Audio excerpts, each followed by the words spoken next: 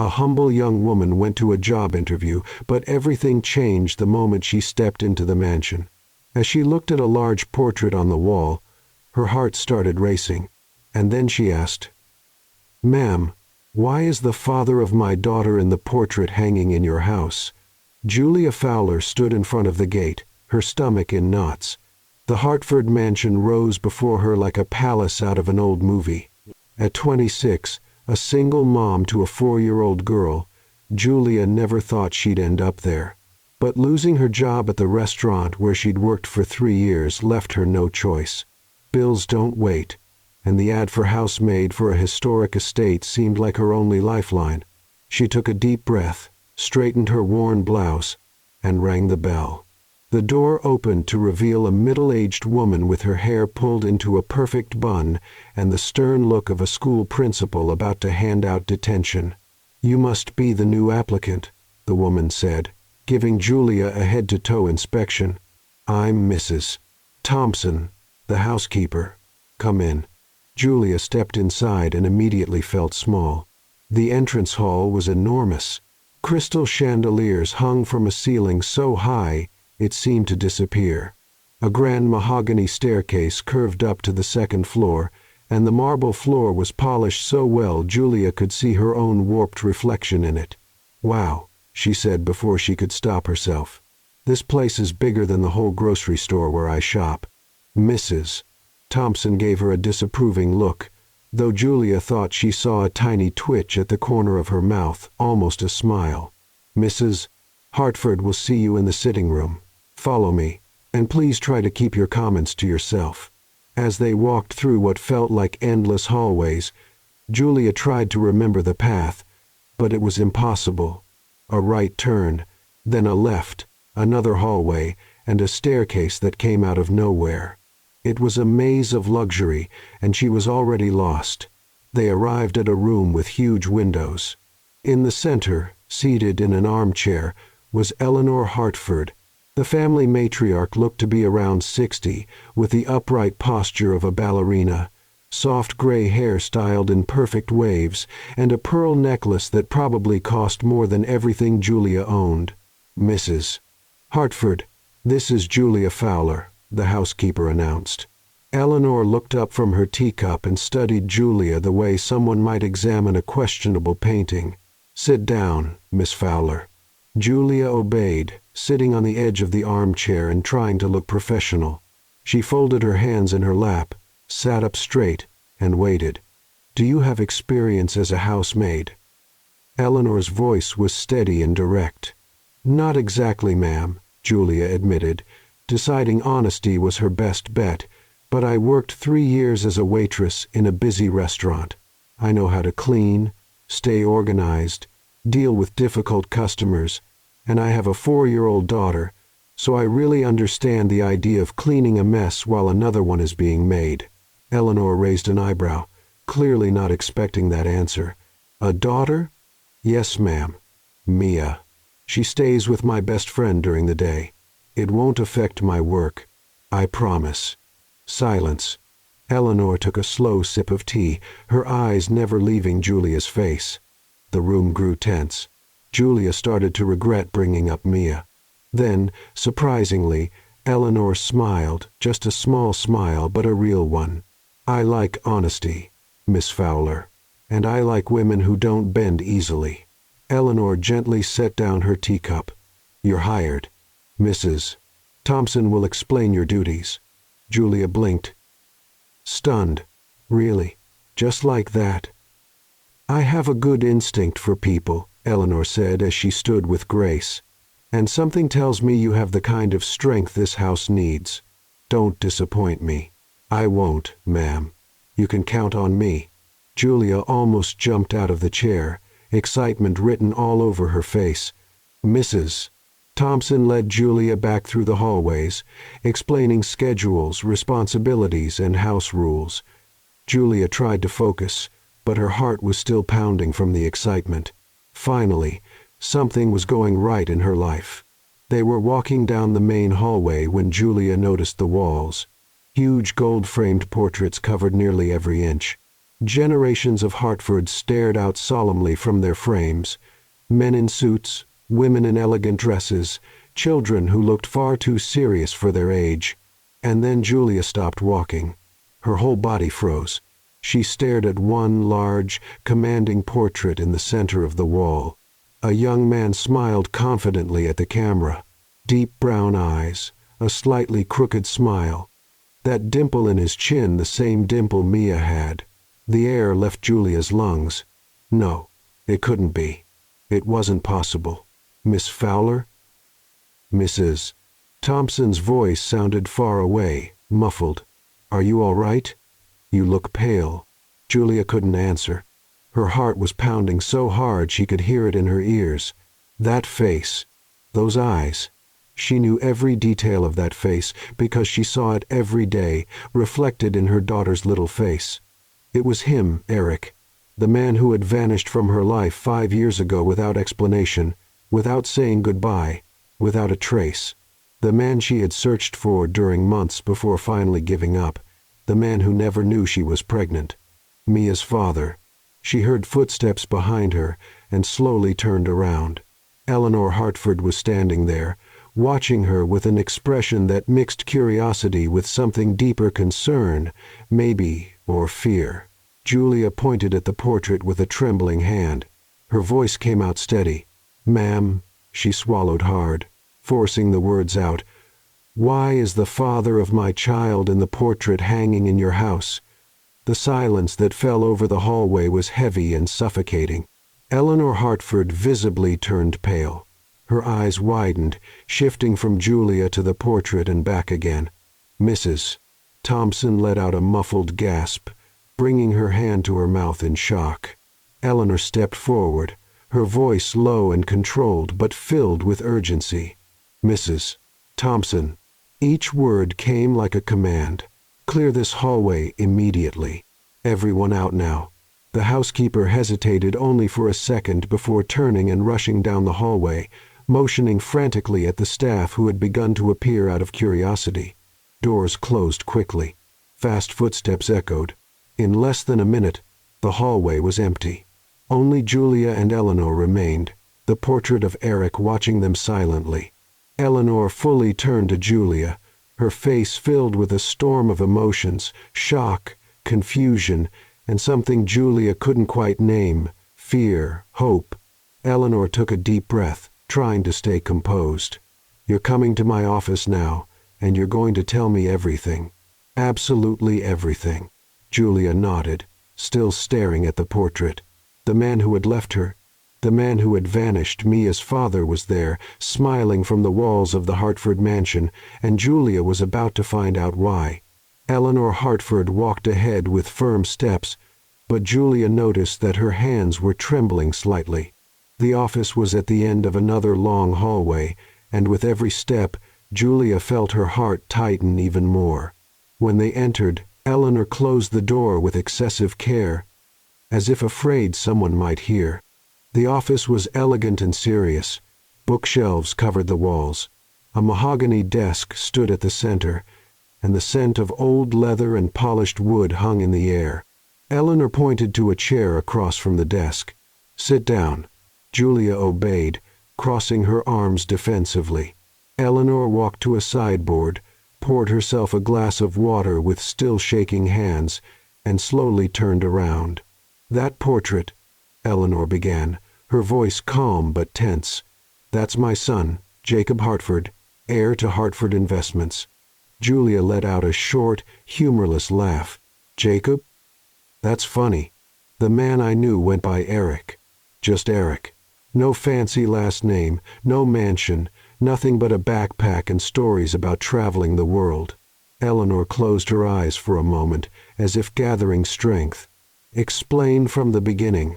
Julia took a deep breath. If she was going to tell it, she would tell it all, no fear, no shame. 5 years ago, I was working at a coffee shop in Charleston. One day, this handsome guy came in, easy smile, laid-back attitude. He said he was traveling around the country, no rush, no specific destination. We started talking. He came back the next day, and the next. And the next. Julia paused. The memory was still vivid. He told me his name was Eric. That he was a backpacker. Had no family. Lived doing odd jobs here and there. We connected, you know. Eleanor didn't reply. But her face was pale. We spent 3 weeks together. They were the best 3 weeks of my life, Julia continued, her voice now edged with bitterness. He was funny, caring, different from anyone I'd ever met. And then one morning, he was just gone. No warning, no note, no explanation. He disappeared like he'd never existed. And you got pregnant?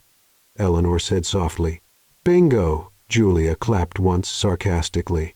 I found out 2 weeks after he vanished. I tried to find him, spent money I didn't have, trying to track him down. But how do you look for someone when you only know their first name? When everything they told you was a lie? Eleanor sank into the chair behind the desk, her composure finally starting to break. Are you absolutely sure it's him in the portrait? Ma'am, I spent 3 weeks looking at that face. And I've spent 4 years looking at the miniature version of it every time I look at my daughter. Julia leaned forward. Mia has the same eyes, the same crooked smile, the same little dimple on her chin. So yes, I'm sure. Eleanor covered her face with her hands for a moment. When she lowered them, her eyes were red. This can't be happening, she murmured. Well, it is. Julia crossed her arms. And now you're going to tell me why Eric or Jacob, or whatever name he goes by these days, was pretending to be some broke backpacker when he's actually heir to a fortune? Eleanor stood up abruptly and walked to the window, looking out at the gardens. 5 years ago, my husband passed away. It was sudden, devastating. Jacob, he didn't take it well. He felt lost. He started questioning everything. The business, the responsibilities, the future. One day, he just left. Said he needed time, that he needed to figure out who he was without the weight of the Hartford name. Julia listened in silence, trying to take it all in. We thought he was traveling through Europe or something. He'd call now and then. Always vague about where he was. He never mentioned Charleston. Never mentioned you. Eleanor turned around, and for the first time Julia saw real vulnerability in her eyes. He never mentioned a child because he didn't know. Julia stood up, frustration rising. He disappeared before I had the chance to tell him, and when I tried to find him, it was impossible. I didn't even know his real name. The silence that followed was heavy. Eleanor finally spoke, her voice softer now. You said your daughter's name is Mia? Yes. How old is she? 4. She'll be 5 in 2 months. Eleanor did the math quickly. The dates lined up perfectly. Did you have a picture of her? Julia hesitated, then pulled out her phone and showed the home screen photo. Mia, smiling with a crooked plastic tiara on her head, holding a half-melted ice cream cone. Eleanor took the phone with trembling hands and stared at the image. Her eyes filled with tears. My God, she whispered. She looks just like him at that age. Same eyes, same smile. Julia felt a lump in her throat, watching Eleanor's reaction. So you believe me now? Eleanor handed the phone back, discreetly wiping her eyes. Yes, I believe you.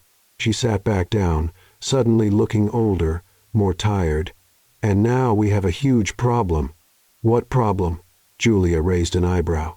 To me, the problem was raising a child alone for 4 years. What's the problem for you exactly? Eleanor ignored the sarcasm. Jacob is coming back to Savannah this week. Julia felt the ground shift beneath her. What? He called 2 days ago, said he's ready to return, take on his responsibilities with the company. He'll be here in a few days. Julia sat back down, her mind spinning. So he's going to see me here, working in his house. Yes. Eleanor tapped her fingers on the table, thinking fast. And he's going to find out about Mia. Well, he should find out, Julia snapped. He has a daughter. She deserves to know who her father is. I completely agree. Eleanor raised her hands in a calming gesture. But we need to do this the right way for Mia.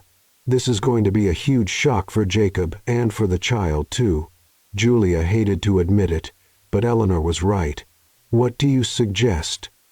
Eleanor thought for a long moment. First, I need to meet my possible granddaughter in person. Her voice caught slightly on the word. I need to be sure, see it for myself. And then we talk to Jacob together and deal with whatever comes next. Julia took a deep breath. Part of her wanted to scream, cry, demand immediate answers. But the mother in her, the rational part, knew Eleanor was right. This wasn't about her, or about Eric or Jacob or whoever he really was. This was about Mia. All right. Julia finally agreed. But there are conditions. Eleanor raised an eyebrow. Conditions? If you're going to meet my daughter, you're going to treat her with respect. I won't let anyone make her feel less important just because she was born outside of some wealthy family's marriage. I would never do that, Eleanor said, and there was genuine sincerity in her voice. And one more thing, Julia pointed a finger. When Eric or Jacob, or whatever his name is, comes back, I want to be there when he finds out. He owes me that. He owes me an explanation. Eleanor nodded slowly. I accept your terms. She stood and extended her hand formally. Come back tomorrow. Bring Mia. We'll talk, get to know each other properly, and then we wait for Jacob. Julia shook her hand, still trying to process how her whole life had just been turned upside down in less than an hour. As Eleanor walked her to the door, Julia glanced once more at the portrait in the hallway. Eric's smiling face stared back at her, unaware of the chaos his lies had caused. Get ready, Eric, Julia whispered under her breath, because you're about to learn that actions have consequences. And for the first time since she arrived at the mansion, Julia smiled a small, determined smile. She was going to get her answers. Finally. Julia could barely remember the bus ride back home. Her mind kept spinning, trying to make sense of everything she had learned. Eric was Jacob Hartford. The aimless backpacker was actually a millionaire heir. The man who had vanished from her life was the son of one of the wealthiest families in Savannah. When she finally walked into the small apartment she shared with Kayla, her best friend was in the kitchen making sandwiches for Mia. Well? Kayla turned around excited. How did it go? Did you get the job? Is the mansion as amazing as they say?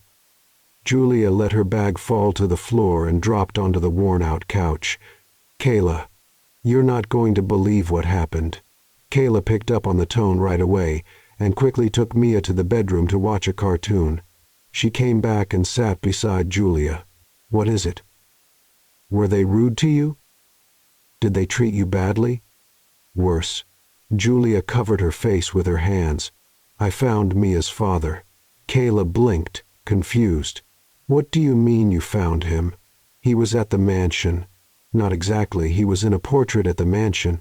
Julia, you're speaking in code. Just tell me what happened. Julia told her everything, every detail. The portrait, the real name, the fortune, Eleanor, the deal. Kayla listened wide-eyed, her mouth slowly falling open in shock. Wait. Kayla raised her hands. You're telling me the same Eric who ditched you while you were pregnant is actually Jacob Hartford, heir to $1 billion fortune? Million. But yes. And he pretended to be a broke backpacker, apparently. And now his mom wants to meet Mia. Exactly. Kayla sat in silence for a moment, trying to process. Then she burst out laughing loud and amazed. Girl, your life turned into a telenovela. This is not funny, Kayla. Julia jumped up and started pacing. How am I supposed to explain this to Mia? She keeps asking about her dad every week. And now what am I going to say? That her dad is rich, lied about everything, and is just going to show up in her life out of nowhere? Kayla stood and gently held Julia's shoulders. Breathe.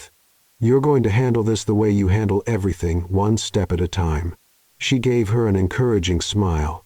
And hey, at least now you have answers, and maybe even child support. Julia let out a short laugh in spite of everything. You're terrible. I'm realistic. Kayla gave her shoulder a pat. Now come eat something. Tomorrow you go face the rich lady and show her that Julia Fowler doesn't back down from anyone. That night, Julia could barely sleep. She stared at the ceiling, imagining what the next day's meeting would be like. The next morning, Julia gently woke Mia. Good morning, sweetheart. Today, Mommy needs to take you somewhere special. Mia rubbed her sleepy eyes. Where, Mommy? To the house where Mommy is going to work. There's a nice lady who wants to meet you. Why?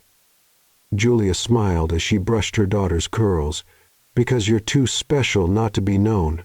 Mia accepted the answer with a child's simplicity and was soon dressed in her best little floral dress, holding Julia's hand as they waited for the bus. When they arrived at the Hartford mansion, Julia's stomach flipped again, but this time she had Mia by her side, and that gave her extra courage. Eleanor greeted them at the door herself, and Julia noticed she was clearly nervous. Her hands trembled slightly as she knelt down to Mia's level. Hello, sweetheart. You must be Mia. Mia hid behind Julia's leg, shy. Say hi, Mia, Julia encouraged softly. Hi, Mia whispered. Eleanor smiled, and Julia saw tears welling in the older woman's eyes. You're beautiful. Want to see the gardens? We have a really nice swing out there. Mia's eyes lit up. Can I, Mommy? Of course you can. They walked out to the gardens, and Julia watched as Eleanor patiently and kindly showed everything to Mia. The little girl quickly shed her shyness, running through the perfect lawn and laughing. When Eleanor pushed the swing, Julia felt a tightness in her chest. It was strange watching her daughter connect with the grandmother she never knew she had. After a while Mia explored the flower beds with childlike curiosity, Eleanor sat beside Julia on a stone bench. She's perfect, Eleanor said quietly, discreetly wiping her eyes. And you've done a wonderful job raising her on your own. That's clear. Julia looked at her, surprised by the sincerity. I just did what any mother would do. Eleanor stayed quiet for a moment before watching Mia. Jacob wasn't always like this, she began softly. Before he lost his father, he was responsible, focused, committed. But when my husband died, something broke in him. He couldn't handle the pressure, the expectations. I think running away was the only way he found to breathe. That still doesn't excuse lying to me, Julia said firmly. No, it doesn't, Eleanor agreed. But maybe it explains it. He was trying to be someone else, someone who didn't have to carry the Hartford name. And in the process, he created an even bigger weight. A daughter he doesn't even know exists. Eleanor nodded sadly. He needs to know. He needs to take responsibility. I couldn't agree more. They sat in silence, watching Mia chase a butterfly through the garden, her laughter filling the air. Then they heard hurried footsteps. Mrs. Thompson appeared on the porch, clearly flustered. Mrs. Hartford, she called, trying not to shout. The driver just called. Mr. Jacob's plane landed early. He's on his way. He'll be here in less than 15 minutes. Julia felt her blood run cold. Eleanor turned pale. Already? He wasn't supposed to arrive until tomorrow. There was a change of plans, ma'am. He's coming straight from the airport. Julia stood too, her heart racing. 15 minutes. In 15 minutes, I'll be face to face with Eric for the first time in 5 years. Mia, come here, sweetie, Julia called, trying to keep her voice steady. Mia ran to her, holding a flower she had picked. Look, Mommy. Isn't it pretty? Very pretty, honey. Julia lifted her into her arms, her heart pounding so hard she was sure Eleanor could hear it. Eleanor touched her arm. Do you want to leave? We can do this another time. Julia thought for a moment. She could run, avoid the confrontation, delay the inevitable. But then she looked at Mia, who stared at her with those brown eyes so much like Eric's. No. Her voice came out steady. I've waited 5 years for answers. I'm not running now. Eleanor nodded, respecting her decision. Then let's wait inside. Mrs. Thompson, please bring tea to the sitting room. They went in, and Julia sat down with Mia on her lap, the little girl playing with the flower, unaware of the tension in the air. Eleanor sat stiffly in her armchair, her hands tightly clasped together. Time seemed to stop. Every second dragged on forever. Julia counted in her head, 10 minutes, 8, 5. Then they heard it, the unmistakable sound of a car pulling up on the gravel outside. Doors opening. Footsteps on the porch. A man's deep voice thanking the driver. Julia held her breath. The front door opened. Firm footsteps echoed across the marble hallway. Getting closer to the sitting room, Eleanor stood tense. Julia held Mia closer, and then he appeared at the entrance to the room. Jacob Hartford, older, more refined, dressed in a flawless suit that probably cost more than Julia paid in rent for an entire year. He looked at his mother first and started to smile. "Mom, Then his eyes landed on Julia, and the world stopped. The smile froze on his face. The color drained from his cheeks. He dropped his suitcase with a dull thud. "Julia." His voice was hoarse, stunned, shocked. Julia stood up slowly, placing Mia behind her. "Hi, Eric." Her voice dripped with sarcasm. "Or should I say Jacob?" He stood frozen in the doorway, his eyes bouncing from Julia to Eleanor and back to Julia. "What? How? What are you doing here?" Julia crossed her arms, every muscle tight. "Surprised?" Jacob stood frozen at the entrance, completely stunned. His eyes scanned Julia's face like he was trying to make sure she was real and not just a dream. "Julia," he repeated, his voice unsteady. What are you doing here? How did you find me?" Julia let out a dry, humorless laugh. "Find you? I didn't even know you existed, sweetheart. I came here looking for a housekeeping job. Imagine my surprise when I saw your lying little face hanging on the hallway wall. Housekeeping?" Jacob blinked, confused. "You don't understand." I understand just fine."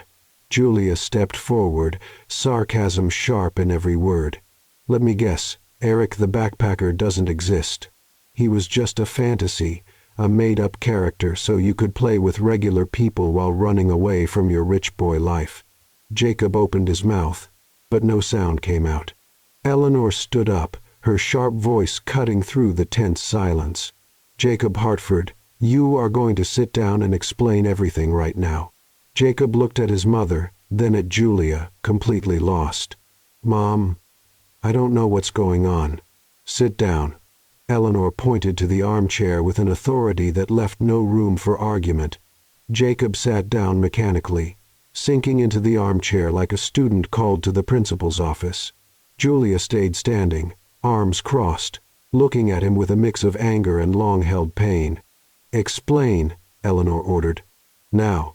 Jacob ran his hands through his hair, clearly desperate. 5 years ago, after Dad passed away, I was a mess.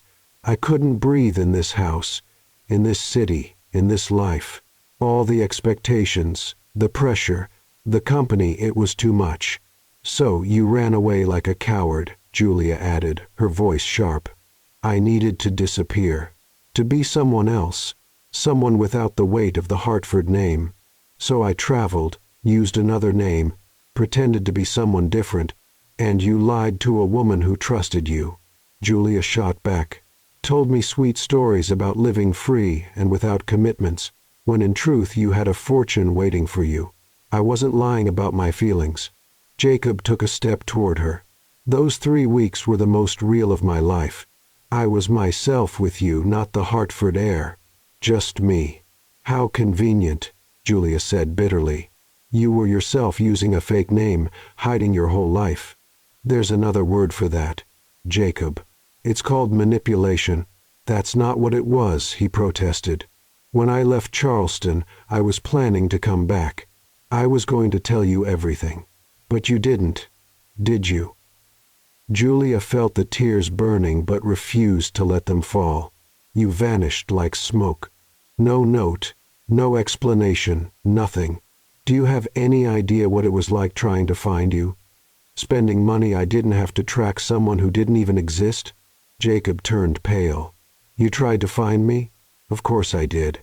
I thought something terrible had happened to you. But no, you were perfectly fine. Probably back in your mansion and your luxurious life. Eleanor stepped in, her voice cold. Jacob, is this true? You got involved with this young woman while using a false identity? Jacob sank back into the armchair, face in his hands. Yes, I was an idiot. I know that now. Idiot doesn't even begin to cover it, Julia muttered. He looked up, eyes red. Julia, I'm so sorry. Truly. I was confused, lost, running from myself. But those moments with you were real. I don't want to hear your pathetic excuses. Julia cut him off. You don't deserve my forgiveness. Eleanor stepped forward, her posture firm. Jacob, there's something else you need to know. He looked at his mother, confused. Eleanor took a deep breath, and Julia saw her gathering her courage. You have a daughter. The silence that followed was absolute. Jacob went completely still, like he'd turned to stone. His eyes widened, locked on Eleanor. What? The word came out like a strangled whisper. You heard me. Eleanor's tone didn't waver. You have a 4-year-old daughter. Jacob slowly turned to Julia, the color draining from his face. You were pregnant. Congratulations, Einstein. You figured it out. Julia pulled out her phone, tapped quickly, and held it up to him. Here, meet Mia, your daughter. Jacob took the phone with trembling hands. In the photo, Mia was smiling brightly, her brown eyes shining, the dimple in her chin identical to his. Oh my God, he whispered, the tears finally falling. She's just like you, Julia finished. Yes. Everyone sees it. Everyone but you. Of course, because you weren't there. Jacob couldn't take his eyes off the photo. His hands were shaking so badly Julia thought he might drop the phone. I have a daughter, he repeated, like he was trying to make the words make sense. A daughter? You've had one for 4 years, Julia said, taking the phone back. And she's doing just fine without you. I raised her alone, working double shifts, fighting to put food on the table. But I did it. She's healthy, happy, smart, and beautiful. Jacob covered his face with his hands, his shoulders trembling. Eleanor stepped closer, placing a hand on his shoulder. Why didn't you tell me? Jacob looked at Julia through the tears. Why didn't you try to find me? Julia laughed. Stunned. Find you? How? With what information? Hi, I'm looking for a guy named Eric with no last name who disappeared. You erased every trace of your existence. I didn't know. If I had known.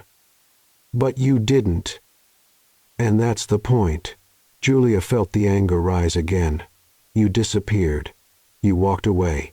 And now you want me to feel sorry for you because you're finally facing the consequences? Jacob stood up suddenly. I need to see her. I need to see my daughter. She's not yours, Julia said flatly. You may be her biological father, but you're not her dad. You weren't there when she was born, when she had a fever, when she took her first steps, when she said her first word. You're a stranger, Julia. Please. Jacob took a step toward her, hands out in a pleading gesture. I know I ruined everything. I know I don't deserve anything. But let me meet her. Let me try to make this right.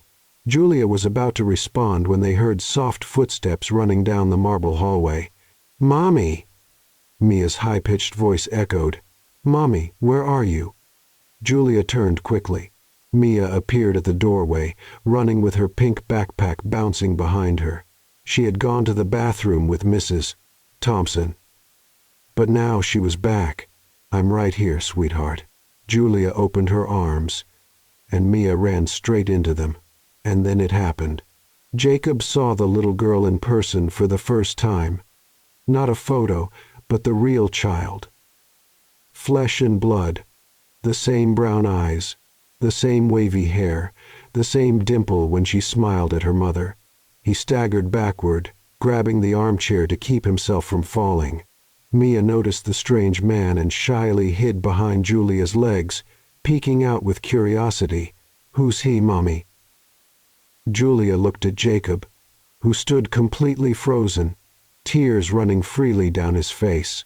Then she looked at Eleanor, who was watching the scene with tears in her own eyes. For a moment, no one spoke. The weight of the moment was too much for words. Finally, Julia took a deep breath and stroked Mia's hair. "This is a friend of Grandma Eleanor's, sweetheart." Jacob let out a strangled sound somewhere between a sob and a disbelieving laugh. He wanted to speak, wanted to move closer, but his feet felt stuck to the floor. Mia gave him a small wave. "Hi." Jacob tried to respond but could only manage to wave back, completely unable to form words. Eleanor gently stepped toward Mia, kneeling down to her level. "Mia, sweetheart, how about you go with Mrs. Thompson and get some cookies from the kitchen? The special ones you liked earlier?" Mia's eyes lit up. "Can I, Mommy?" Julia nodded, still watching Jacob carefully. "Yes, you can, but don't take too long." "Okay." Mia ran off, her childlike energy briefly lifting the heavy atmosphere in the room. As soon as she was gone, Jacob collapsed into the armchair again, his whole body shaking. "She's perfect," he whispered. "Absolutely perfect." Julia didn't respond. She just watched the man who had broken her heart fall apart in front of a reality he never imagined facing. Eleanor broke the heavy silence that had filled the room. "Jacob, go pull yourself together. Wash your face. You look like you were hit by a truck." Jacob nodded mechanically, stood up on shaky legs, and left the room. Julia heard his quick footsteps going upstairs. "He's in shock," Eleanor said, sitting down with a tired sigh. "Welcome to the club," Julia answered flatly. "I had 4 years to process. He's had 5 minutes. Eleanor looked at her with something close to admiration. "You're very strong, Julia. I didn't have a choice." Minutes later, Mia came bouncing back in, holding a chocolate cookie in each hand, her mouth already covered in crumbs. "Mommy, look." "The nice lady let me take 2. Julia smiled and wiped her daughter's face with her thumb. "You little cookie monster. Want to go outside and run a bit before we head home?" "Yes." Mia ran toward the garden. Julia followed with Eleanor at her side. When they stepped onto the perfect lawn, Mia was already exploring everything with the endless curiosity only children have. She ran to the swing, then to the flower beds, then to a small decorative fountain. Jacob appeared on the back porch. He had washed his face and combed his hair, but his eyes were still red. He stood there quietly, just watching Mia play. "She has so much energy," Eleanor said with a small smile. "She always has," Julia replied, never taking her eyes off her daughter. "Since the day she was born, she doesn't stop for a minute." Jacob slowly walked down the porch steps, as if afraid any sudden move might break the moment. He stopped at a safe distance, just watching. Mia noticed the strange man again and stopped running, looking at him curiously. Jacob took a hesitant step toward her. "Hi," he said, his voice soft. Do you like swings?" Mia nodded shyly. "Want me to push you?" Mia looked at Julia silently, asking for permission. Julia hesitated, then gave a small nod. "Go ahead, sweetheart." Mia ran to the swing, and Jacob followed. He helped her up with extra care, as if she were made of glass. Then he started pushing her gently. "Higher," Mia asked, laughing. Jacob pushed a little harder, and Mia burst out laughing, the sound filling the garden. Julia stood back with her arms crossed, her emotions a tangled mess. Seeing Jacob with Mia was surreal, painful, but also something else she didn't want to name. Jacob was so focused on Mia that he didn't notice a large garden decoration in his path, a ridiculously oversized stone gnome. As he stepped back to get a better angle to push the swing, his foot hit the gnome. He stumbled, arms flailing to keep his balance, and landed hard on the grass with a loud thud. Julia couldn't help herself. She burst out laughing, loud and genuine. "Graceful as ever, Eric," she teased. Jacob looked up at her from the ground, his expression a mix of embarrassment and relief at seeing Julia laugh. Even Mia was laughing, pointing at him. "The man fell." Jacob smiled as he stood up, brushing grass off his expensive suit. "That gnome was giving me a weird look. I had to teach him a lesson." Mia laughed even harder, and Julia felt something inside her soften just a little. Eleanor stepped closer, watching the scene with eyes shining from held-back tears. "She has his laugh," she murmured to Julia. "When Jacob was little, he laughed just like that." Julia didn't reply, but she couldn't deny it. The resemblance was striking. After a few more minutes in the garden, Julia decided it was time to go. "Mia, come on, sweetheart. We have to catch the bus already," Mia pouted. "But I wanted to play more." "We'll come back another day," Eleanor quickly said, looking to Julia for confirmation. Julia nodded, though a bit reluctantly. "Another day?" "Yes." As Julia grabbed Mia's backpack, Jacob walked over, hesitating. "Julia, can we talk alone? Just 5 minutes." Julia looked at Eleanor. "Could you take Mia to get some more cookies while we talk?" Eleanor smiled and held out her hand to Mia. "Come, sweetheart. Let's see if we can find strawberry cookies this time." Mia eagerly took her hand, and the two of them went back into the house. Jacob and Julia were left alone in the garden. An uncomfortable silence settled between them. "I don't even know where to start," Jacob finally said. "How about starting with why it took you 5 years to grow up and take responsibility?" Julia suggested sharply. Jacob sighed and ran a hand through his hair. "I know I messed everything up. I don't have an excuse. But Julia, those 3 weeks with you were real. My feelings were real. And you still left. I was a coward. I was running away from everything and everyone, including myself." He looked her in the eye. "But I never stopped thinking about you." "How convenient to remember now," Julia replied. Jacob took a step closer. "Let me meet my daughter. Let me be a part of her life. Let me try to fix this." Julia studied his face, looking for any sign of dishonesty, but all she saw was genuine desperation. "It's going to take time," she said finally, "and you'll follow my rules. No showing up out of nowhere. No confusing her. Everything gradual on my timeline." "Anything," Jacob agreed at once. "Whatever you want." Julia was about to respond when Mrs. Thompson appeared on the porch holding a phone. "Mr. Jacob, I'm sorry to interrupt, but it's urgent. Miss Vanessa is on the line. She's quite upset." Jacob visibly went pale. "Vanessa?" Julia repeated, raising an eyebrow. "Who's Vanessa?" Jacob looked like a cornered animal. "It's complicated." "Uncomplicated," Julia said, crossing her arms. Mrs. Thompson, always up to date on mansion gossip, couldn't resist. Vanessa Reed, his fiancée. The world stopped. Julia stared at Jacob, who looked like he wished the ground would open up and swallow him. "Fiancé?" Her voice was dangerously quiet. "You're engaged." "I was." Jacob rushed to clarify. "I mean, technically I still am. But technically?" Julia took a step toward him, eyes flashing. "You're engaged, and didn't think that was important to mention while talking about being part of your daughter's life? It's not what you think. And what exactly should I be thinking, Jacob?" Julia was shaking with anger. "That you're a man with a fiancé who just found out he has a secret daughter.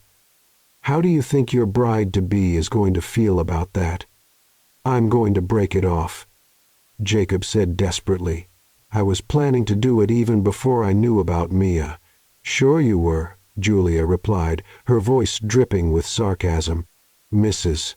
Thompson, still on the porch, added at the worst possible moment. Miss Vanessa said she's arriving tomorrow morning, Mr. Jacob. She wants to discuss the wedding plans. Julia looked at Jacob with an expression that could freeze fire. Wedding plans? Wonderful. Julia. Wait.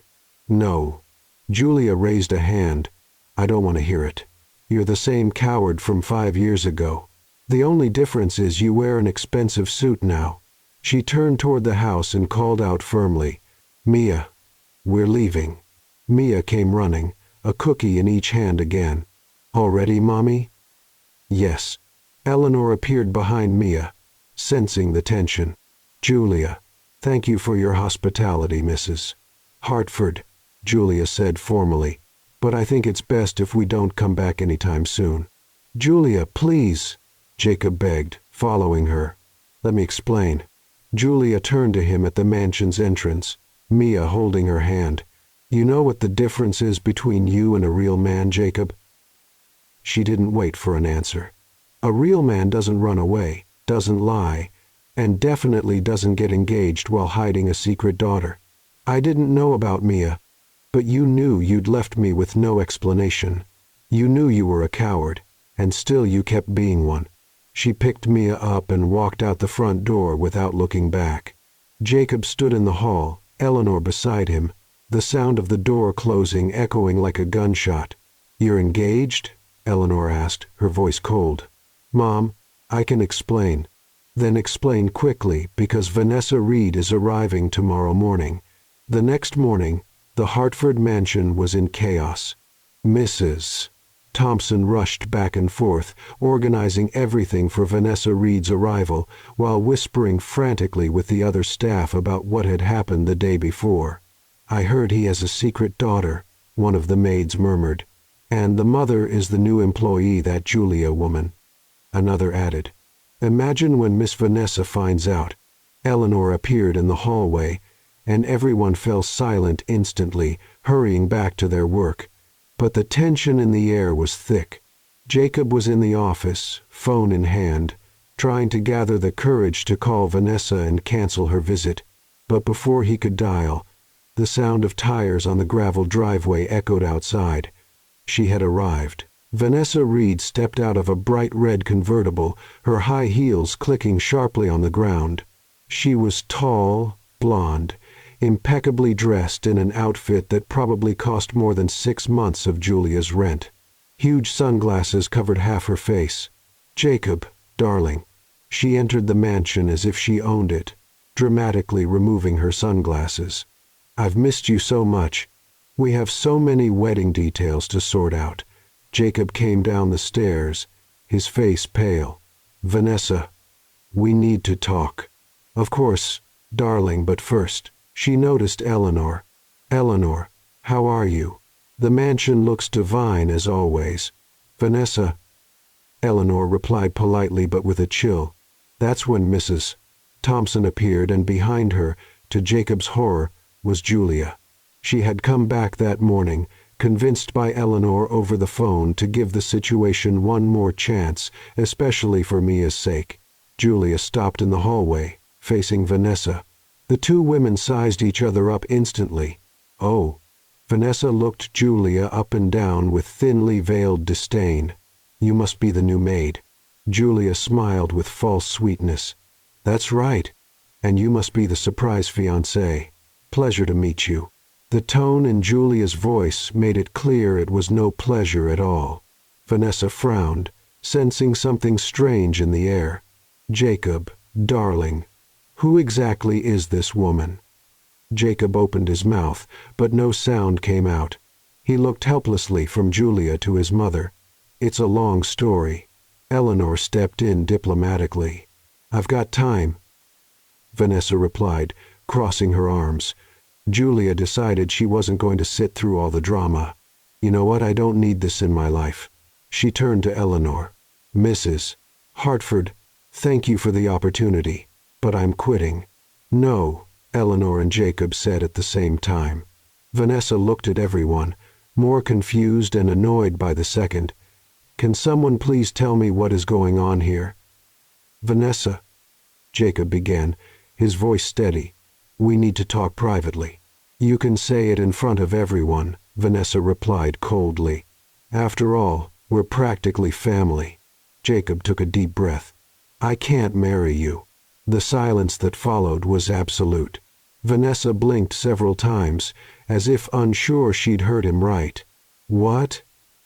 I can't marry you, Jacob repeated. I'm sorry. Vanessa let out a loud, humorless laugh. You're joking, right?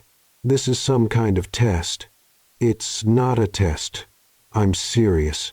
Vanessa's face turned red. You can't be serious. The wedding is in 3 months. The invitations are already ordered. My whole family is expecting this. I know. And I'm really sorry, but it's because of her. Vanessa pointed at Julia accusingly. That maid? You're dumping me for a maid? Julia stepped forward, her eyes flashing. First of all, I'm not just a maid. Second, no one is dumping you because to be dumped, you'd have to be worth something to begin with, which clearly isn't the case. How dare you, Vanessa hissed. Easily, Julia replied with a sweet smile. Eleanor let out a laugh disguised as a cough. Vanessa turned to Jacob, her eyes narrowing dangerously. If you break up with me in public, Jacob Hartford, I promise you'll regret it. My father has connections. I can ruin Hartford Investments' reputation in a week. I can stir up scandals that'll stain your family name for generations. Jacob turned pale but stood his ground. Then go ahead, but I'm not marrying you. Jacob, Eleanor began. Concerned, Vanessa gave a wicked smile. Fine. Then get ready to watch your precious family empire fall apart. She grabbed her sunglasses and purse. And you, she added, looking at Julia, whoever you are, enjoy it while it lasts. Men like Jacob always come back to women like me. Julia laughed. Relax, sweetheart. I'm not interested in your leftovers. Vanessa stormed off, her car speeding away and kicking up gravel. The silence that followed was heavy. Jacob dropped into a chair, covering his face with his hands. She's going to go through with her threats, he muttered. Let her try, Eleanor said firmly. Hartford Investments has survived worse. Julia watched it all, torn between the satisfaction of seeing Vanessa put in her place and genuine concern about what this could mean. Jacob, she said, finally, you didn't have to do that. He looked up, his eyes red. Yes, I did. I can't build a life on lies. I already did that once, and I lost everything. Julia didn't know what to say. Before she could speak, her phone rang. It was Kayla, and her voice was tense. Julia, you need to come back now. It's Mia. She has a really high fever and keeps throwing up. I'm scared. Julia's heart stopped. I'm coming. I'm on my way right now. She hung up, panic taking over. What is it? Eleanor asked, seeing the fear on Julia's face. It's Mia. She's sick. I have to go right now. My driver will take you. Eleanor offered at once. I'm going with you, Jacob said, already on his feet. You don't have to. She's my daughter, Julia. His voice was steady. I'm going with you. Julia wanted to argue, but there was no time. She nodded, and the two of them rushed to the car. The ride was tense. Julia called Kayla several times, and each time Kayla said the fever was getting worse. When they finally reached the apartment, Julia ran up the stairs. Mia was on the couch, pale, sweaty, shivering under the blankets. Her eyes were glassy, and she was softly whimpering. Oh my God! Julia dropped to her knees beside her. Mia, honey, Mommy's here. Mia barely responded, just let out another weak sound. How long has she been like this? Jacob asked, kneeling on the other side. It started about an hour ago, Kayla replied, visibly shaken. The fever won't go down. Julia touched Mia's forehead and felt the burning heat. We need to get her to the hospital now. Jacob didn't hesitate. He gently lifted Mia in his arms, and the little girl instinctively curled up against him, even in her feverish state. My car's outside. Let's go. They rushed down the stairs. Julia got in the back seat. Jacob carefully placed Mia in her arms and sat beside them as the driver sped off toward the nearest hospital. During the ride, Jacob held Mia's tiny burning hand, his face filled with fear and determination. "She's going to be okay," he whispered, more to himself than to Julia. "She has to be okay." Julia looked at him and saw the real fear in his eyes. For the first time since she saw him again, she didn't see the man who had left her, she saw a desperate father. When they arrived at the hospital, Jacob carried Mia across the parking lot with Julia beside him. They entered the emergency room, and nurses quickly took Mia into a treatment room. Jacob tried to follow, but a nurse stopped him. "Sir, you need to wait here. Only the mother can go in." "But she's my daughter." Jacob's voice cracked with desperation. The nurse hesitated, looking at Julia, who nodded. "Let him in. He's her father." They entered the emergency room together, where doctors were already examining Mia. While they waited, holding on to each other without realizing it, Jacob whispered, "I'm sorry for everything, Julia. Please let me make this right. Let me be the father she deserves." The Dr. Patterson, a woman in her 50s with a kind but professional expression, examined Mia carefully while Julia held her daughter's little hand. Jacob stood on the other side of the bed, tense and quiet. "It's a strong viral infection," the doctor explained after a few minutes. "Nothing serious, but she needs IV fluids and monitoring. We'll keep her here for a few hours to lower the fever and make sure she stays stable." Julia's knees nearly gave out with relief. "She's going to be okay." "She'll be just fine, Doctor," Patterson said with a reassuring smile. "Kids this age bounce back quickly. We just need to make sure she stays hydrated." They moved Mia to a private room, and a nurse set up an IV. Mia whimpered as the needle went in, and Jacob instinctively took her other hand. "Hey, sweetheart," he said gently. "You know what this is? It's a magic potion like the ones the princesses drink in the cartoons." Mia looked up at him with red, teary eyes. "Magic potion? That's right. It's going to make you strong again, even stronger than a superhero." Mia gave a faint little smile, and Julia felt something tighten in her chest. For the next few hours, Jacob didn't leave Mia's side. He told silly stories, made funny animal voices, and even attempted a disastrous duck impression that made Mia really laugh for the first time since she got sick.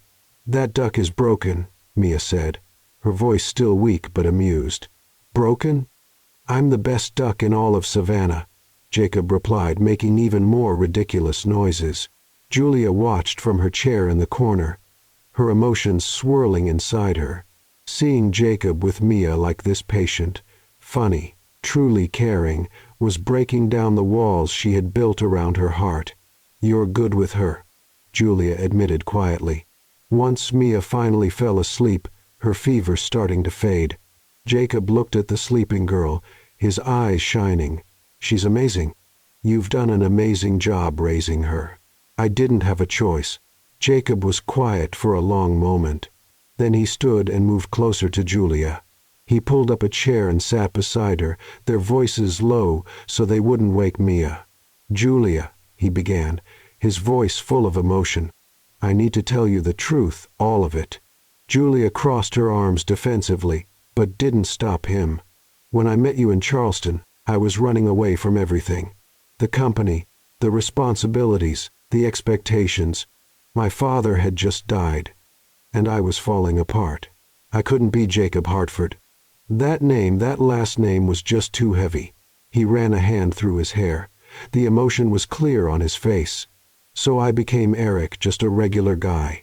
No complicated past, no planned future, just someone living in the moment." He looked straight at her. "And then I met you. Those 3 weeks were the most real thing I've had in years," Jacob continued, his voice cracking. "For the first time in a long time, I laughed like I meant it. I smiled. I felt, and I fell in love." Julia let out a bitter laugh. What a romantic way to describe a lie. "It wasn't a lie," Jacob said. "My feelings were real. You were real. What we had was real." But you weren't, Julia shot back, the tears finally falling. You were a fantasy, an illusion. I was me, Jacob insisted. I just had the wrong name. The man who fell for you, who stayed up talking for hours, who laughed at your terrible jokes in the cafe. That was me, the real me. Julia wiped her tears, angry now. Then why did you leave? If it was all so real, so true, why did you just disappear? Jacob closed his eyes. The pain was written all over him. Because I was scared. Scared that if you found out who I really was, you'd hate me. Scared to bring you into this complicated life. Scared I couldn't be the man you deserved, because at that time, I could barely function. So, you decided for me, Julia said, her voice breaking. You decided I couldn't handle it. You thought it was better to leave me than to give me a choice. I know it was cowardly. It was selfish. Jacob took her hands. And Julia didn't pull away. But Julia, you have to understand, I was broken, emotionally wrecked. I thought I was protecting you. Protecting? Julia laughed without joy. You left me pregnant and alone. How exactly was that protection? I didn't know. Jacob's voice rose a bit, but he quickly caught himself, remembering Mia was sleeping. If I had known, Julia, I swear on everything I never would have left.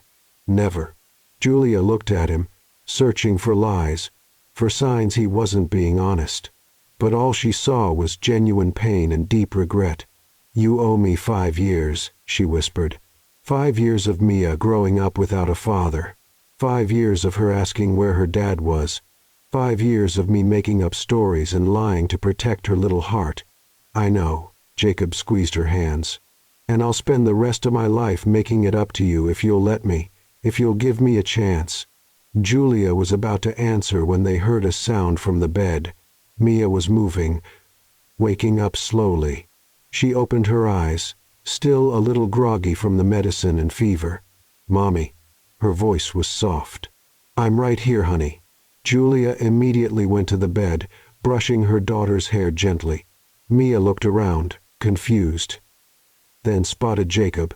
The man from the fancy house is here. Jacob smiled and came closer.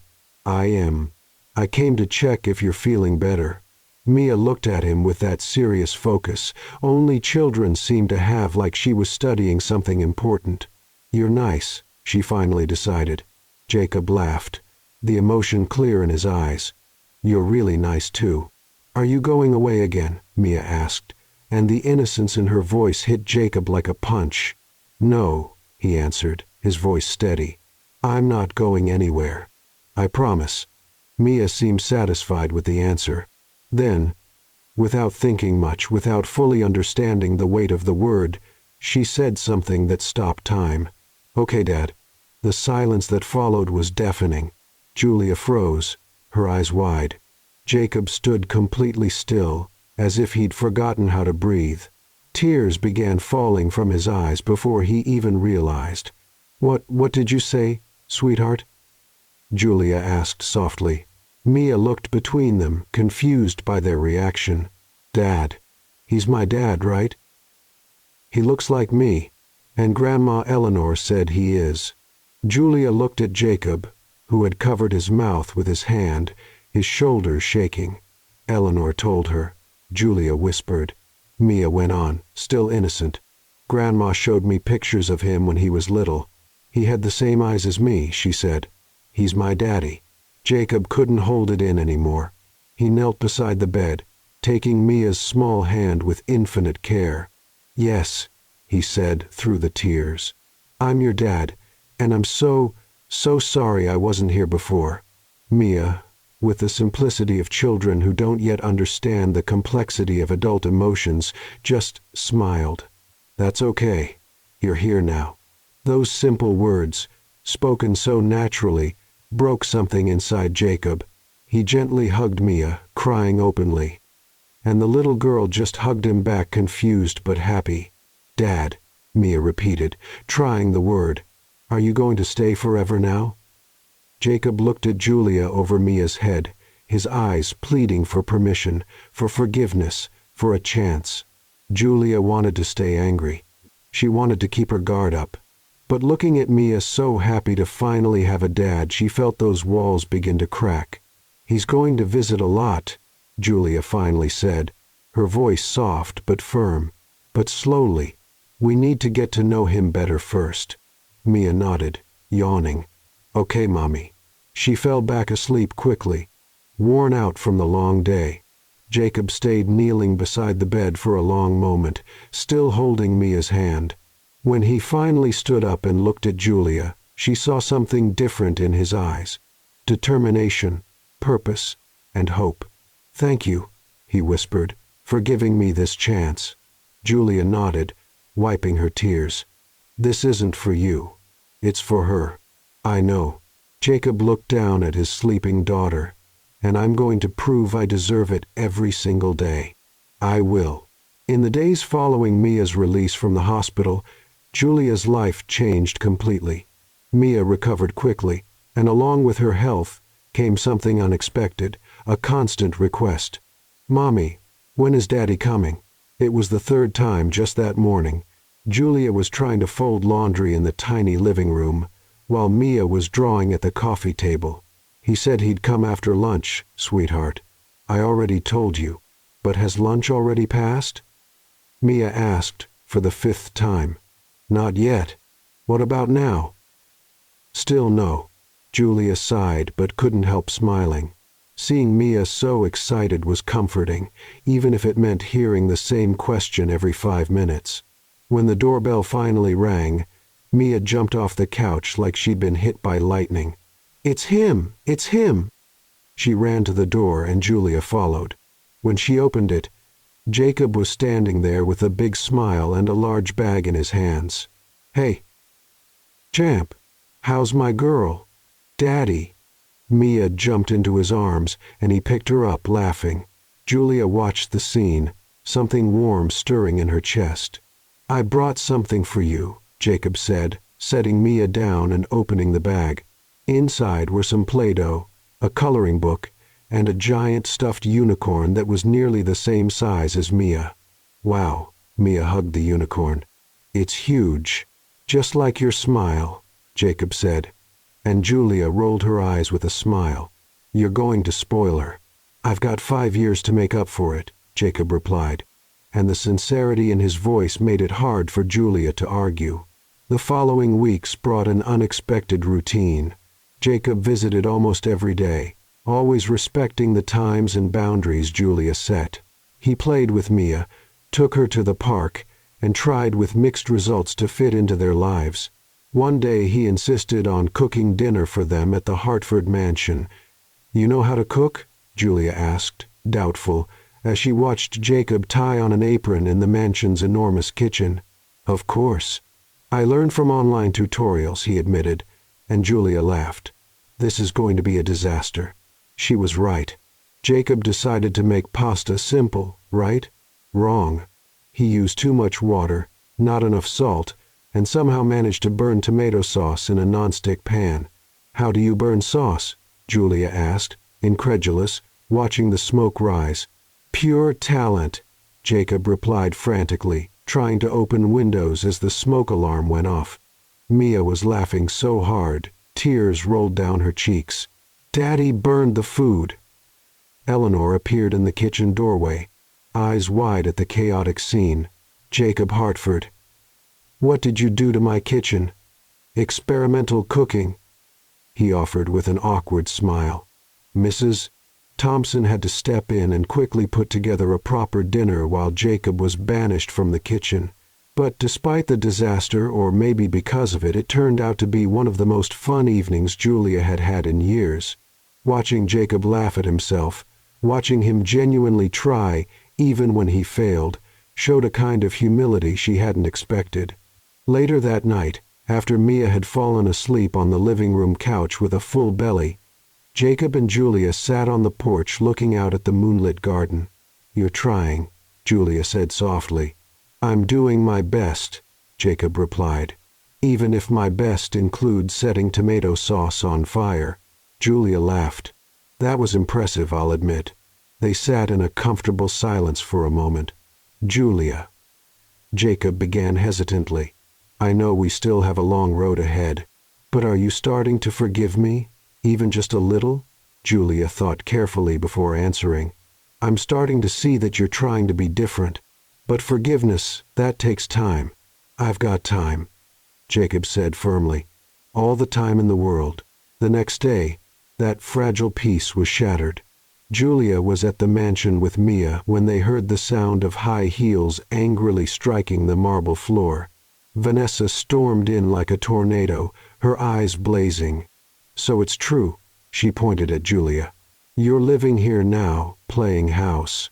I don't live here, Julia replied calmly, picking Mia up. And that's none of your business. It is my business. He's still my fiancé. Technically ex-fiancé, Jacob said, appearing with a serious expression. Vanessa, we already talked about this. Talking isn't the same as officially ending it. Vanessa nearly shouted. You haven't made a public statement. You haven't returned the ring, so we're still engaged. Mia, confused and frightened by the yelling, buried her face in Julia's neck. You're scaring my daughter, Jacob said, his voice low but sharp. Your daughter?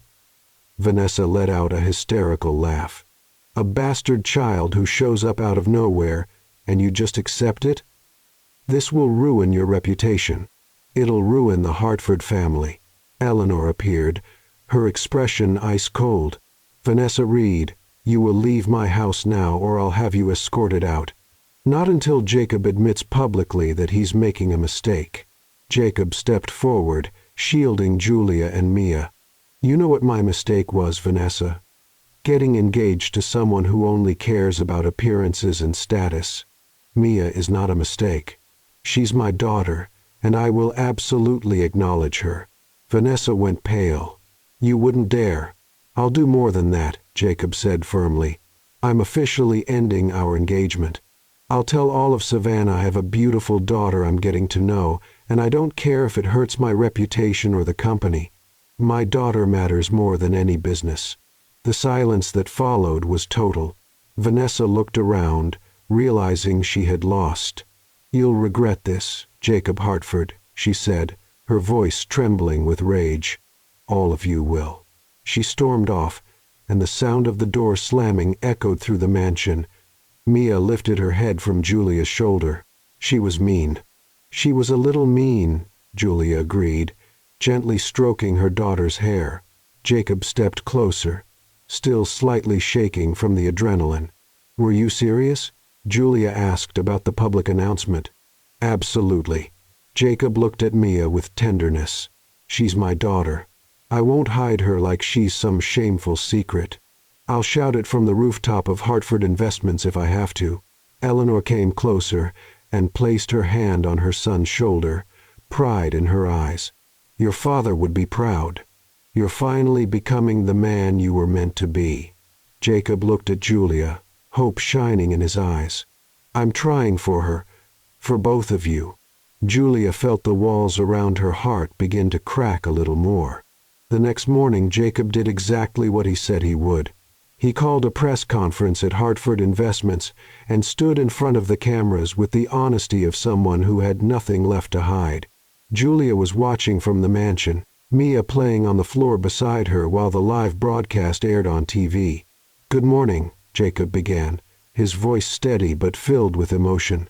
I called you here today because I need to be honest about something important in my life. Cameras clicked non-stop. Reporters leaned forward, eager. 5 years ago, I went through a very difficult time after losing my father. I ran away from my responsibilities for my family, for myself. During that time, I met an extraordinary woman. We fell in love. And then out of fear, I disappeared from her life. Whispers echoed around the room. What I didn't know, Jacob continued, tears beginning to form, is that she was expecting my child, a beautiful little girl named Mia, who's 4 years old and whom I only met recently. Chaos erupted. Flashbulbs went off. Reporters shouted questions all at once. Jacob raised his hand, asking for silence. I know I made terrible mistakes. I was a coward. I was selfish. I abandoned someone who trusted me. And because of that, I missed out on 4 years of my daughter's life." His voice broke. "But now that I know she exists, I'm going to do everything in my power to be the father she deserves. I don't care about scandal, about reputation, about what people will say about me. My daughter is more important than anything else." At the mansion, Julia felt tears run down her cheeks. Kayla, who was visiting, squeezed her hand. "He really did it," Kayla whispered, amazed. "He did," Julia agreed, her voice tight with emotion. Social media exploded. Hashtags about Jacob Hartford started trending, but to everyone's surprise, the public reaction was positive. Finally, a rich man taking responsibility. One tweet read, "His honesty is refreshing. Admitting mistakes in public takes courage." Another said, "Of course, not everything was positive." Vanessa took to social media with her own dramatic statement, painting herself as the victim, but her attempt to gain sympathy fell flat when old videos of her being rude to staff and waiters started surfacing. "Karma," Julia muttered as she watched the news. In the days that followed, reporters tried to find Julia and Mia. Photographers showed up near their apartment, even at the park where Mia played. It was frightening. Jacob immediately hired discreet security to protect them. Eleanor insisted they temporarily move into the mansion where proper security was available. "I don't want to be a burden," Julia protested. "You're not a burden," Eleanor said firmly. "You're family, and family protects family." Julia finally agreed, and for the first time she and Mia officially moved into the Hartford mansion. Mia was thrilled. A huge room just for her, a giant garden to play in, and her father nearby every time she called. "Mommy, this is like a castle." Mia twirled around her new room, her eyes shining. "It's pretty big, huh?" Julia admitted, still adjusting. When a particularly pushy reporter tried to confront Julia at the grocery store showing up suddenly with cameras, Jacob stepped in like a human shield. "She said she doesn't want to give interviews. Respect that." His voice was firm, protective. "Mr. Hartford, the public wants to know. The public has no right to my family's privacy." Jacob cut him off. "Now leave, before I call security." Julia watched it all in surprise. Seeing Jacob defend her so fiercely, protect Mia with such determination, showed a side of him she had never seen before. Later that night, after Mia had gone to sleep, Julia found Jacob in the library. "Thank you," she said softly, "for today at the store." Jacob looked up from the book he was pretending to read. "You don't have to thank me. It's my job to protect you." Even so, Julia sat down in the armchair across from him. "You're really trying, Jacob. I can see that." His eyes lit up with hope. "Does that mean you're starting to trust me?" Julia thought carefully. "I'm starting to believe that you've changed, that you want to change." "It's a start." Jacob smiled, and it was a genuine smile full of gratitude. "That's more than I deserve." Eleanor entered the library just then, looking a little flustered. "Jacob, I need your help in the office. I'm looking for an important document, and I can't find it." "What document?" Jacob stood up. "The company papers your father mentioned before he passed. He said he left something important locked away. I've never been able to find it." The three of them went to the office that had belonged to the Hartford patriarch. It was a room Eleanor rarely entered, kept mostly untouched since his death. They began searching methodically. Drawers, files, bookshelves. Jacob examined the large mahogany desk, opening every compartment. "There's something odd here," he murmured, tapping the side of a drawer. "It sounds hollow." He pressed on different parts of the wood until there was a soft click. A hidden panel opened on the side of the drawer, revealing a secret compartment. Inside was a yellowed envelope sealed with red wax. On the envelope, written in elegant handwriting, "For my son, Jacob. Open when you're ready to come home." The three of them froze, staring at the envelope. Julia noticed Jacob's hands trembling as he picked up the letter. "He left that for you," Eleanor whispered. "All these years. It's been here waiting." Jacob held the envelope with great care, like it was made of glass. His hands were shaking so much Julia had to resist the urge to reach out and steady them. "Do you want us to step out?" Julia offered gently. Jacob looked at her, then at his mother, his eyes full of unshed tears. "No, stay, please. I need you here." Eleanor stepped closer, placing her hand on her son's shoulder. Julia stood on the other side, offering quiet support. With trembling fingers, Jacob carefully broke the wax seal, as if damaging it would be a betrayal. He opened the envelope and pulled out several handwritten pages. The handwriting was unmistakable. It belonged to the father he had loved and lost. Jacob took a deep breath, preparing to read the words. He unfolded the pages reverently. His voice shook as he began to read out loud. "My dear Jacob, if you're reading this, it means you've finally come home, and it also means I'm gone before I could tell you what I need you to know." Jacob's voice cracked, and he had to pause. Eleanor gently squeezed his shoulder. Julia remained quiet, giving him space. He took another breath and went on. "I know I've put too much pressure on you. I see it in your eyes every day. The weight of expectations, of the Hartford name, of the future I mapped out for you, and I deeply regret that. You're not just my heir, Jacob. You're my son, and as your father, my main duty should have been your happiness, not preserving a business legacy." A choked sound escaped Jacob's throat as the tears finally came. "If you feel the need to run, then run. Go find out who you are, without the weight of our name. Live like a regular person for a while. Discover what brings you joy. You have my blessing even if I can't say it in person." Jacob had to stop again, openly sobbing now. Moved by instinct, Julia stepped forward and placed her hand on his arm. He held on to it like a lifeline. "Hartford Investments will survive without you for a few months or even years, but you won't survive if you don't learn how to breathe. So breathe, my son. Live. Love. Make mistakes. And when you're ready, come home." Jacob's voice was so broken it was barely audible as he read the final lines. "I know you'll come back a better man, stronger, more complete, and I'll be proud of you no matter what path you choose. With all my love, your father." The silence that followed was deep and sacred. Jacob held the pages against his chest, crying like a child. Eleanor wrapped her arms around him, crying too.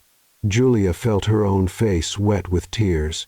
The letter changed everything. It didn't justify the abandonment or erase the pain, but it explained. It gave context. It showed that Jacob hadn't just run away selfishly, he had followed advice, a blessing from a father who saw his son was drowning. He knew. Jacob sobbed into his mother's shoulder. "He knew I was falling apart, and he gave me permission to go." "And he was right," Eleanor said through her tears. "You needed to go. You needed to find yourself."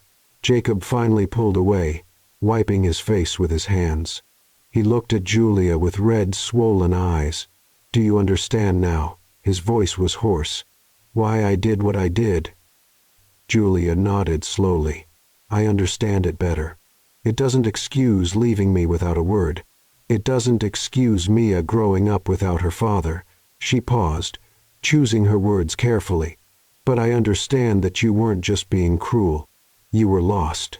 Completely lost," Jacob agreed.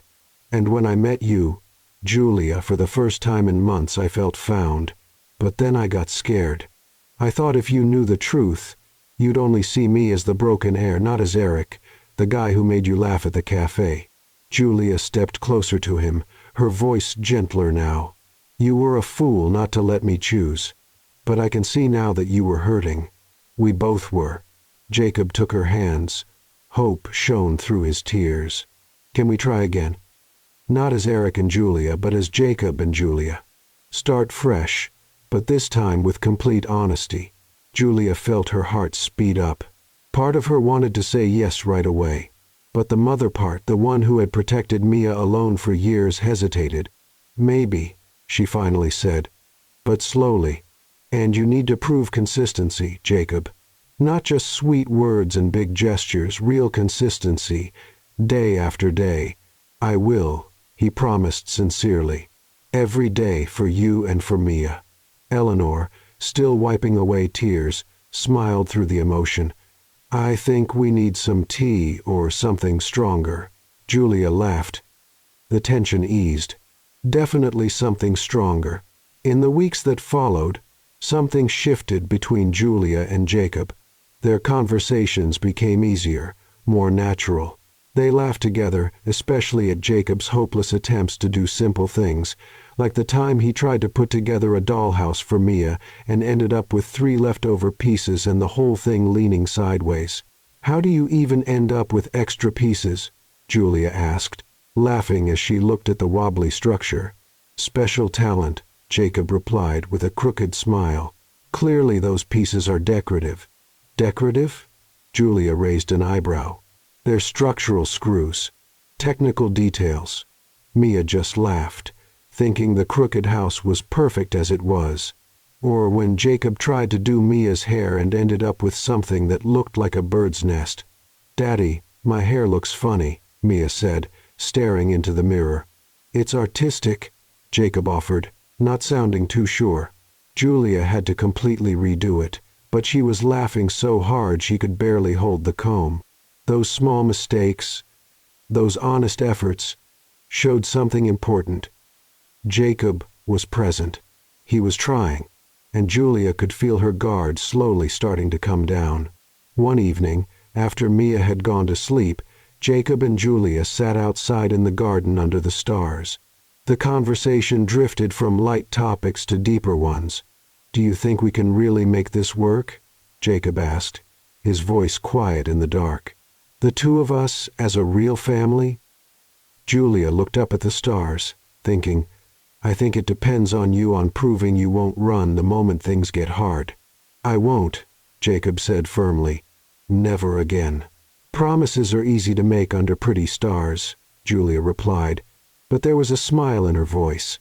Keeping them in the morning when Mia wakes up at 6, yelling because her stuffed unicorn fell off the bed, that's the hard part. Jacob laughed. I'm ready for 6 a.m. Unicorn emergencies.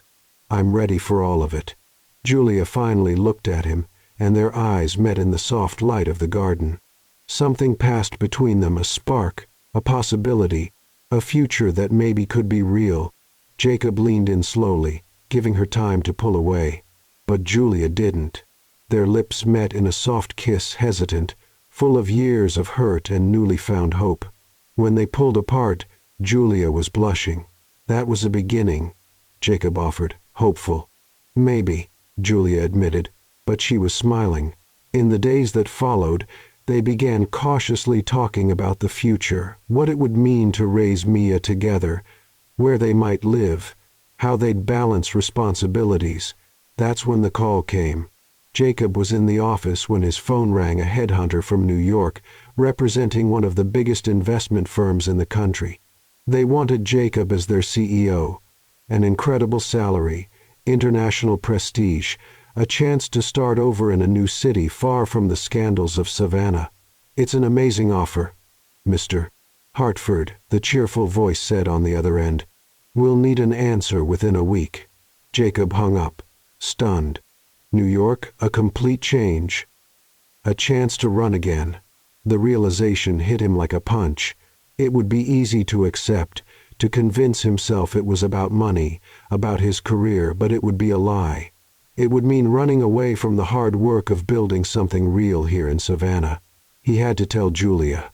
But when he saw her later that day, the way she smiled at him, the trust just starting to appear in her eyes, he hesitated. Everything okay? Julia asked, noticing the look on his face. Yeah, just work. He lied, and instantly hated himself for it. But before he could say more, Julia's phone rang. It was Eleanor asking her to come to the office to go over some papers. Julia left, and Jacob was alone with his secret. The New York offer burned in his mind, and for the first time in weeks he felt the old urge to run creeping back in. The next morning, Jacob woke up to Mia jumping on his bed. "Daddy! Daddy, wake up!" He opened his eyes, seeing her excited little face inches from his own. "Good morning, sweetheart. What time is it?" 6:30. Grandma said there are pancakes. Jacob groaned but smiled. This was what mattered. Not tempting offers in New York, not convenient escapes. This little girl jumping on his bed at 6:30 in the morning. He picked up his phone and typed a quick email. "Thank you very much for the offer, but I must decline. My place is here with my family. Sincerely, Jacob Hartford." He hit send before he could change his mind. Over breakfast, Eleanor noticed something different about him. "You seem lighter," she said. "I am," Jacob replied, watching Mia drown her pancakes in too much syrup. "I made an important decision." "Want to share later?" He smiled. "First, I need to talk to Julia." He found her in the garden reading while Mia played nearby. "Julia, can we talk?" She looked up, closing her book. "Of course. Everything all right?" Jacob sat beside her on the bench. "I got a job offer in New York, CEO of a major company." He saw her face pale, panic rising in her eyes. "You're going to?" she began, her voice trembling. "No," Jacob cut in firmly. "I already turned it down." Julia blinked, confused. "What?" "I said no. I didn't even really consider it." He took her hands. "My place is here with you, with Mia, with my family." Julia felt tears of relief sting her eyes. "Are you sure?" "It's a big opportunity.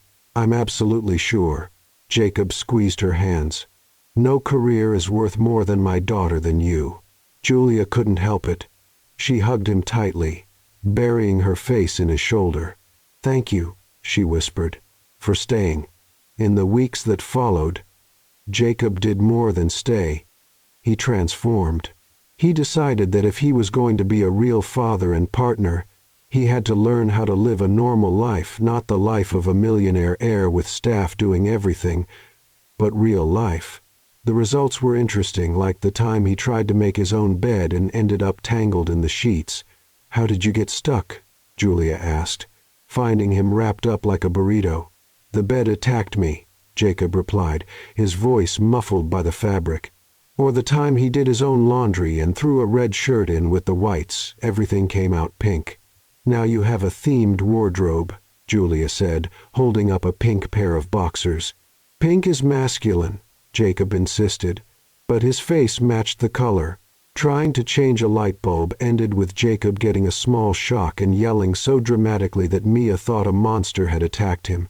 "Daddy's scared," Mia told Julia.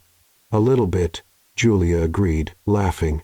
"But every failure, every clumsy attempt, showed something important." Jacob was trying. He wasn't just talking about change, he was living it. He started picking Mia up from school. The first time he got lost 3 times, arrived late, sweaty and flustered. But he kept trying, and within 2 weeks he already knew all the teachers and the moms of the other kids. He learned how to cook basic meals, burned a lot at first, but eventually managed to make pasta without setting the kitchen on fire. "It's edible," Julia said after tasting his spaghetti. "Is edible a compliment?" Jacob asked. "From where you started, it's a miracle." Julia watched all of it, her walls finally crumbling for good. This wasn't the man who had run away 5 years ago. This was someone committed, present, desperately trying to be better. One night Jacob showed up at her bedroom door. "Can I come in?" "Of course." He sat on the edge of the bed, nervous. "I wanted to ask you something. Dinner just the 2 of us. Tomorrow night. Eleanor will stay with Mia." Julia felt butterflies in her stomach. "Like a date?" "Like a date," Jacob confirmed. "If you'll say yes." Julia smiled. "I'll say yes." The next evening, Julia came down the mansion stairs in a simple but beautiful dress Eleanor had insisted on buying for her. Jacob was waiting in the hall wearing a suit, and his eyes widened when he saw her. "You look beautiful," he whispered. "You clean up pretty well yourself." Julia replied, blushing. Eleanor appeared with Mia, who was in unicorn pajamas. "Mommy looks like a princess," Mia declared. "She really does," Jacob agreed, offering his arm to Julia. Dinner was set up in the garden. Fairy lights hung from the trees, a small candle-lit table, soft music playing in the background. It was simple but perfect. "You did all this?" Julia asked, impressed. "I had help from Mrs. Thompson," Jacob admitted, "but the idea was mine." They sat down, and dinner flowed naturally. They talked about everything: Mia, the future, dreams, fears. They laughed at funny memories and had serious talks about what they hoped to build together. "You know," Julia said at one point, "I never thought I'd get here, that I'd be able to trust you again." "And now?" Jacob asked, holding her hand across the table. "Now I trust you completely." Jacob felt a lump in his throat. It was everything he had hoped to hear. "Julia, there's something I need to ask you. Something important." He stood up, walked over to a side table, and picked up something small. When he returned, he was holding a small velvet box. Julia's heart skipped a beat. "Jacob?" He knelt beside her chair, the box still closed between them. "Before I open this, there's something I have to say." His voice was full of emotion. "I messed everything up 5 years ago. I was a coward, selfish, and I missed the most important years of our daughter's life. I missed years with you." Tears began to roll down Julia's face. "But you gave me a second chance, one I didn't deserve. And I've spent every day since then trying to prove I'm worthy of her, worthy of you, worthy of Mia." He took a shaky breath, visibly trembling. "So now I need to ask you something, something that could change everything." With trembling hands he opened the box, revealing its contents. Jacob held the box open, but it wasn't what Julia expected. Inside wasn't a ring, but a small, folded piece of paper. "Before anything else," Jacob began, voice quivering, "I have to ask for something even more important." Julia looked confused, tears still streaming down her face. Jacob unfolded the paper written by hand. It was a list.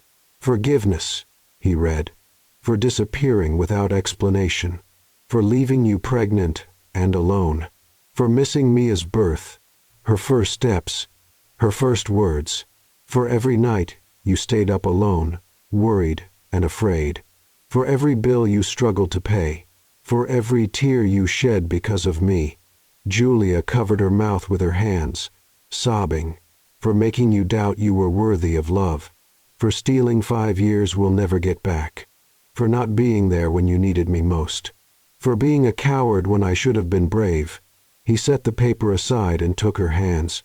"Julia Fowler, before I ask you anything else, I ask for your forgiveness with my heart, my soul, and everything I am. I know I don't deserve it. I know words can't erase pain. But you need to know I carry that regret every day, and I'll spend the rest of my life making it right." Julia pulled her hands free and hit him with a napkin hard. "You're an idiot." She hit him again. "A complete idiot." And once more. "How could you leave me like that?" Then she pulled him into a tight hug, crying into his shoulder. "But you've changed. You really have. I can see it." Jacob hugged her back, crying too. "I have for you, for Mia, for myself." They stayed like that for a long while. 5 years of pain and loss finally being released. When they pulled apart, Jacob gently wiped her face.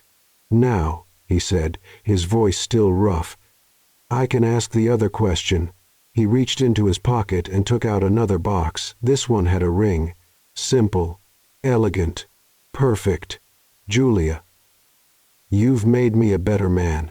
You gave me the most amazing daughter in the world. You gave me a second chance I never thought I'd have. It would be the greatest honor of my life if you'd marry me." Julia looked at the ring, then at him, and let out a laugh through her tears. "Are you sure? I'm stubborn, bossy, and if you leave me again, I'll bury you in the backyard of this mansion." Jacob laughed out loud. "I'm counting on it." Then yes. Yes, I'll marry you, Jacob Hartford. He slipped the ring onto her finger and kissed her deeply, full of promises. Suddenly they heard a shout from the mansion. She said yes. Eleanor was at the window with Mia, both of them clearly having spied on the whole thing. Eleanor was crying with joy, and Mia was jumping up and down. "Mommy's marrying Daddy," Mia shouted. Jacob and Julia laughed, waving up at them. "I guess our privacy's over," Julia said. "Worth every second," Jacob replied. The months that followed were a whirlwind of planning. Julia insisted on something simple, nothing over the top. Eleanor wanted something grand but respected Julia's wishes. The wedding took place in the Hartford mansion's garden on a spring afternoon. White chairs arranged in a semicircle, simple but beautiful flowers, and a small group of guests, just close family and true friends. Julia wore a simple white dress that made her look stunning. Mia was the flower girl, dressed in pink and holding a little basket of petals she tossed with far too much enthusiasm. "Slow down, honey," Julia whispered just before the walk. "But it's fun," Mia protested, already having emptied half the basket. Kayla, standing beside them as maid of honor, laughed. "Let her be. It's perfect." When the music started, Mia practically ran down the aisle, tossing petals everywhere. Some even hit the guests. Everyone laughed. Then it was Julia's turn. She walked down the aisle alone. She didn't need anyone to give her away. She was giving herself by choice. Jacob stood waiting at the makeshift altar, and the moment their eyes met, he started crying right away. "Already crying?" Julia teased as she reached his side. "I can't help it. You look perfect," he replied. The ceremony was simple and full of emotion. When it was time for the rings, Mia brought the little pillow but tripped over her own feet. The rings flew into the air, and everyone gasped. Jacob caught them mid-air like a baseball player, earning applause and laughter. "You saved the rings," Mia cheered, proud. When the officiant asked if anyone had any objections, Mia raised her hand. Everyone froze. Julia and Jacob looked nervous. "Go ahead, sweetheart," the officiant encouraged. "I love you both, and I want cake." The crowd burst into laughter. Eleanor was crying so much she needed 3 tissues. "Any real objections?" the officiant asked, still chuckling. Silence. "Then, by the power vested in me, I now pronounce you husband and wife. You may kiss the bride." Jacob pulled Julia in for a kiss, and Mia ran to hug both of their legs. "We're a real family now," she shouted. The reception was small and filled with laughter. Jacob tried to give a heartfelt speech, but Mia kept interrupting with, "Dad, can we eat cake now?" When they finally cut the cake, Mia managed to smear frosting on both of their faces. Easily the best photo of the day. Later, as they danced their first dance, Julia whispered, "You know you're stuck with my terrible jokes for the rest of your life, right?" "Can't imagine anything better," Jacob replied, "and waking up early with Mia jumping on the bed. Can't wait. And my friends constantly evaluating you. Kayla already approved me. I survived the worst." Julia laughed and leaned her head on his shoulder. "I love you, Jacob Hartford, even if you're a bit of an idiot sometimes. I love you, Julia Hartford. Thank you for giving me a second chance." They danced under the garden lights, with Mia eventually joining them, forming a little family circle. Eleanor watched from a distance, her heart full. Her son had found redemption. Her daughter-in-law had found the love she deserved, and her granddaughter now had the complete family every child should have. As the party wound down and the guests began to leave, Mrs. Thompson approached Eleanor with a conspiratorial smile. "I've prepared the room next to Mia's," she whispered. "For what?" Eleanor asked. "For the next baby, of course. I give it 6 months before we have another Hartford running around." Eleanor laughed out loud. "Mrs. Thompson, you're terrible." "I'm just realistic," the housekeeper replied with a wink. "I've seen how those two look at each other. We'll have more noise in this mansion soon enough." Julia, who was close enough to hear, rolled her eyes but smiled. "Let's enjoy being three for now." "But you're not ruling out four, Mrs. Thompson teased. Jacob appeared, wrapping his arms around Julia from behind. "One step at a time, but we're not ruling anything out." Julia turned to him. "You want more kids?" "I want everything with you," he answered simply. Mia, half asleep in Eleanor's arms, mumbled, "I want a baby brother or sister. Either one." Everyone laughed. Julia looked around at the mansion that was now her home, the family she had gained, the husband by her side, and the daughter who had always been her strength. 5 years ago she was alone, scared, pregnant, and abandoned. Today she was surrounded by love, safety, and a future full of possibilities. "You know," she said to Jacob, "I think in the end it was all worth it. Every painful moment, every tear, every struggle brought us here." Jacob agreed. "And here is exactly where we're meant to be." They kissed softly as the stars began to appear in the savannah sky, the garden lights twinkling gently, and Mia finally fell sound asleep in her grandmother's arms. A family complete, imperfect, real, and